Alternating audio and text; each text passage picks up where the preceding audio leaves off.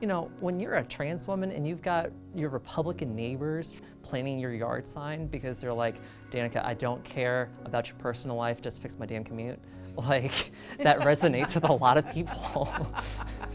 Throughout her campaign, Danica had reiterated the crucial points of her story to her dedicated team of volunteers. She was a 33-year-old stepmom, she had lived in her district of Manassas nearly her entire life, and she had worked as a journalist covering local public policy issues. What I love about this, Danica, is that you are proving that government can work for people by responding to what they saw as their biggest problem, and you went to work on it.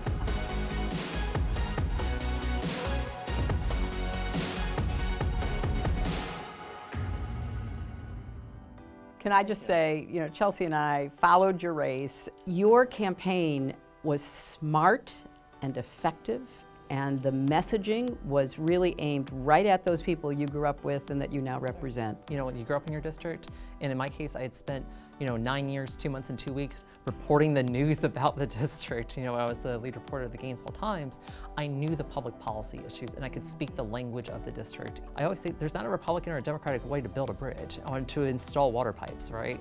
And when you're focusing on those core quality of life issues that people care about, and then you specifically define them and you lay out a roadmap of not just like, let's talk about traffic. Congestion's bad, we should do something about it.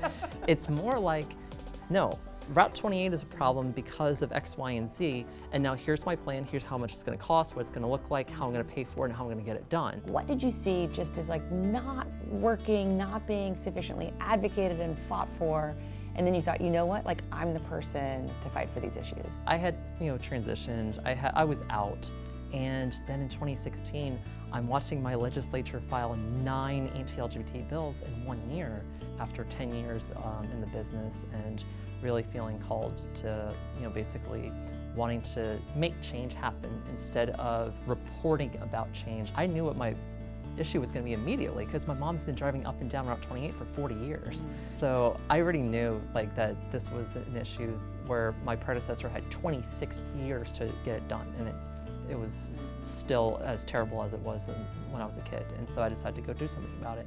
The night Danica Roem made history in Virginia in 2017, as the first openly transgender person elected to a state legislature, she was up against an incumbent who called himself Virginia's chief homophobe, and he incorrectly and insultingly referred to her with male pronouns. But she refused to let her opponent drag her down to his level.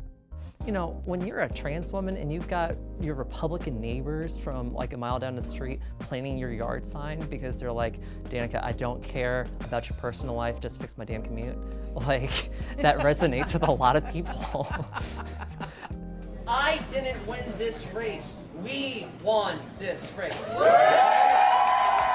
Your victory in 2017 really was a watershed moment for Virginia, but I would argue also much more broadly and nationally for the Democratic Party, for LGBTQ candidates, for people who, as you rightly say, all of a sudden said to themselves, you know what, I could serve too.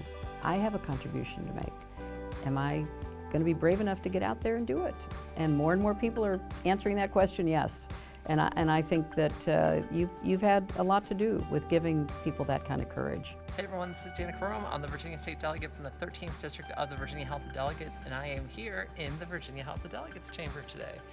It is so important for women to step up and to run and to hold power, whether you're cisgender or you're trans or non-binary, however you identify.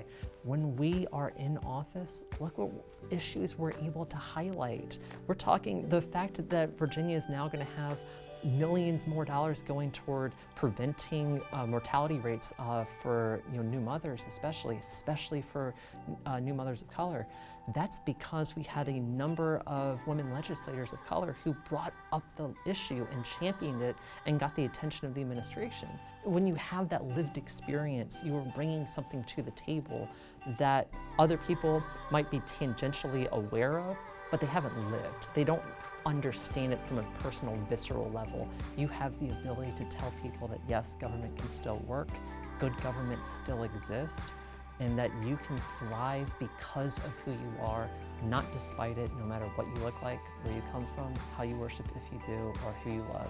But if you've got good ideas and you're well qualified, bring those ideas to the table, because this is your America too, and it's time for you to own it. And that's why we think you're a gutsy woman. Thank you very much. Amen. That's my final thought.